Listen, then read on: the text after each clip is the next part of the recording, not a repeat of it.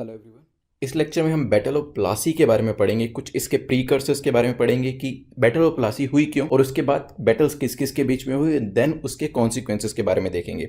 देखिए हुआ क्या था, जो कंपनी के ऑफिशियल्स थे वो अपनी प्रिविलेजेस को, जो बंगाल के अंदर उनको प्रिविलेजेस दी गई थी, उसको काफ़ी मिसयूज़ कर रहे थे और नवाब को ये चीज़ जो थी पता चल चुकी थी। अंग्रेज़ों ने अपनी कैलकाटा की फैक्ट्री को भी फोर्टिफाई करना शुरू किया, लेकिन उस टाइम पे फोर्टिफिकेशन के लिए जो आपके लोकल रूलर होते हैं, जो नवाब होते हैं, उनकी परमिशन लेना ज़रूरी होता था और यहाँ पर नवाब की परमिशन के बिना ही फोर्टिफिकेशन स्टार्ट कर दिया था। ये भी एक बॉन ऑफ कंटेंशन था दोनों के बीच में, नवाब और अंग्रेज़ों के बीच में। इसके अलावा अंग्रेज़ों ने एक और ऐसी हरकत करी जिसकी वजह से नवाब परेशान हुए। एक फ्यूजिटिव थे, एक पॉलिटिकल फ्यूजिटिव थे जिनका नाम था कृष्ण दास, जो कि राज बल्लभ के बेटे थे और ट्रेजरी से काफ़ी सारा पैसा लेके भागे थे। तो यहाँ पर अंग्रेज़ों ने इस पॉलिटिकल फ्यूजिटिव को असाइलम दिया नवाब की परमिशन के खिलाफ। नवाब नहीं चाहते थे कि कृष्ण दास जो हैं उनको किसी भी तरीके से प्रोटेक्शन जो है प्रोवाइड करी जाए, वो चाहते थे कि उनको रिपैट्रिएट कर दिया जाए, लेकिन अंग्रेज ऐसा करने के लिए तैयार नहीं थे। दूसरी तरफ जो कंपनी थी उनको भी सस्पिशन उनका इंक्रीज हो रहा था सिराजुद्दौला के अगेंस्ट में। उनको लगता था कि सिराजुद्दौला जो है फ्रेंच को बंगाल के अंदर ले आएंगे और जो प्रिविलेजेस हमें दिए उससे भी ज़्यादा प्रिविलेजेस जो हैं वो फ्रेंच को दे देंगे और इससे उनकी परेशानियां, अंग्रेज़ों की परेशानियां बढ़ जाएंगी। देन हुआ ब्लैक होल ट्रेजिडी, जिसके बारे में बात करी जाती है कि ऐसा माना जाता है सिराजुद्दौला ने 146 इंग्लिश पीपल को एक पर्टिकुलर रूम में बंद कर दिया था और जिसमें 123 आउट ऑफ सफोकेशन उनकी डेथ हो गई थी। तो ये कुछ ऐसे प्रीकर्सर्स थे जिसकी वजह से बैटल ऑफ प्लासी हुई।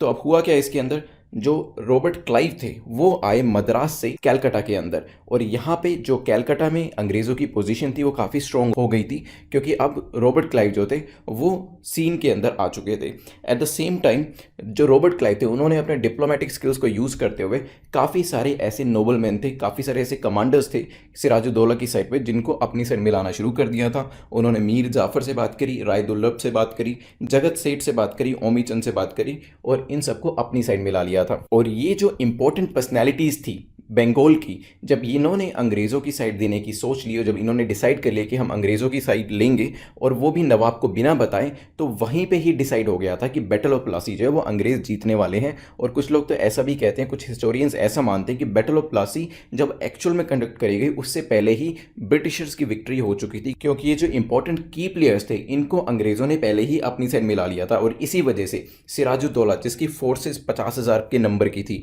ऑन द कॉन्ट्ररी क्लाइव की फोर्सेज बहुत ही कम नंबर की थी, फिर भी क्लाइव की फोर्सेस जीती क्योंकि जो इंपॉर्टेंट लोग थे सामने वाली पार्टी के सिराजुद्दौला के, उनको ऑलरेडी ही ब्रिटिशर्स ने अपनी साइड कर रखा था। तो बैटल में होता क्या है, सिराजुद्दौला को कैप्चर किया जाता है, मर्डर कर दिया जाता है उसका, और उसके बाद जो पूरा का पूरा ट्रेड है बंगाल का उसको इंग्लिश वर्चुअली मोनोपलाइज कर लेते हैं, बंगाल के ट्रेड को, बंगाल की कॉमर्स को। और इसके अलावा मीर जाफर जो होते हैं उनको बंगाल का नवाब बना दिया जाता है क्योंकि ब्रिटिशर्स को लगा कि मीर जाफर जो है वो एक पपेट रूलर की तरह काम करेंगे, जैसा भी काम उनसे करवाना होगा वो पैसा अंग्रेज़ों के फेवर में कर देंगे। साथ में ही एक लार्ज सम ऑफ मनी जो थी और जो ज़मींदारी थी 24 परगना डिस्ट्रिक्ट की वो भी अंग्रेज़ों ने ले ली, और साथ में एक फाउंडेशन जो थी बैटल ऑफ प्लासी की जीत के बाद, जो ब्रिटिश एम्पायर की जो फाउंडेशन थी वो इंडिया के अंदर पड़ चुकी। और इस जीत के बाद जो ब्रिटिशर्स थे, जो इंग्लिश थे, उनकी सुप्रीमेसी जो थी बंगाल के अंदर एस्टैब्लिश हो चुकी थी। फ्रेंच उनके आर्च राइवल थे, वो भी बंगाल से अब निकल चुके थे। लेकिन कुछ टाइम के बाद मीर जाफर जो है वो थोड़ा सा अनकंफर्टेबल फील करने लगते हैं बिकॉज ब्रिटिशर्स जो थे उन पर काफ़ी प्रेशर डाल रहे थे, और मीर जाफर ने सोचा कि क्यों ना अब मैं बंगाल का नवाब हूं और क्यों ना मैं ब्रिटिशर्स को ही सीन से हटा दूं। इस वजह से उन्होंने डच के साथ कुछ कॉन्स्पिरेसी करने की कोशिश करी, लेकिन ब्रिटिशर्स तब तक इतने स्ट्रांग हो चुके थे कि उन्होंने डच की फोर्सेस को बिदारा के अंदर हरा दिया, और ये भी समझ गए कि अब मीर जाफर जो है वो पपेट रूलर रहने वाले नहीं है, तो उनको भी सीन से हटाना पड़ेगा। तो उनको पेंशन देके अंग्रेजों ने साइड में किया और उनकी जगह पे मीर कासिम को लेके आए और ट्रीटी ऑफ 1760 जो थी वो मीर कासिम के साथ साइन करी। यहां पर करा क्या गया, मीर जाफर की जगह मीर कासिम को रिप्लेस किया गया इन द होप कि अब ये पपेट रूलर की तरह अंग्रेजों के फेवर में काम करेंगे।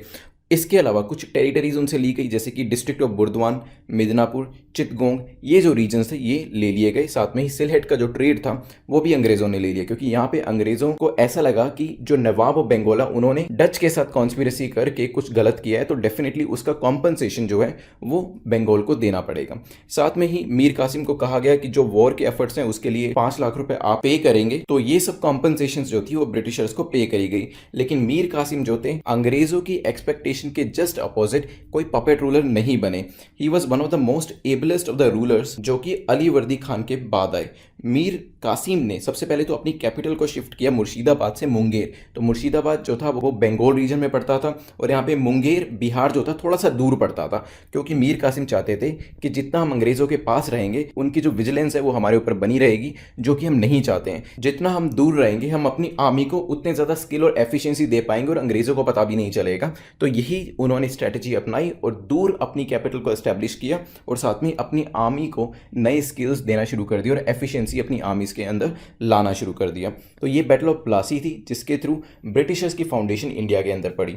नेक्स्ट लेक्चर में हम बैटल ऑफ बक्सर के बारे में पढ़ेंगे।